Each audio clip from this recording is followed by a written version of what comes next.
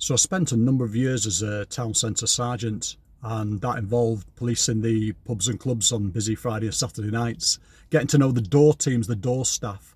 And I think it was Mayor Angela who said to us, people may forget what you said and what you did, but they'll always remember the way that you made them feel.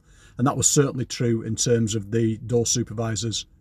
Policed firm but fairly, but always supported them when they needed support. And the payback came on Friday night. It was late, been kicking off all night. The pubs and clubs were particularly busy, hot summer's night. All of my police officers that night had arrested somebody, so they were either in the back of vans with the prisoners or at the police station dealing with them there. I was left alone on the town centre. It was still heaving. And I see this guy, I'm dressed in the yellow coat, the big hat. I'm the only cop on the town centre. And I see this guy walking up to us screaming at the top of his voice. Must have been about 6'4". I think he grows an inch every time I tell this story. 6'5" now. And he comes walking up. He's high on a cocktail of drink and drugs. He's looking at me and he's intent on caving my head in. I'm thinking I'm in trouble here. Nobody's coming to my assistance. There's nobody on the radio. They're all busy. They're all locked up. I'm on my own.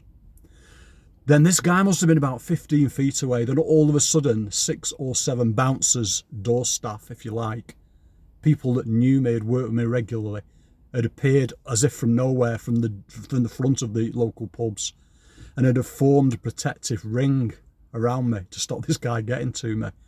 And using their verbal skills, they'd kind of encouraged this guy that, the better option was getting into a taxi with a kebab rather than caving this copper's head in. What would the consequences be for him if he did that? And they were successful, got this guy in a taxi and away. So the link to well-being clear, building connections with people, having people around you to support you when you need them is vital. Of course, a clear link to well-being there. But the other thing about treating people right, karma is right there with this. I always treated the door teams fairly and supported them. And on that night when I needed them, they were there for me.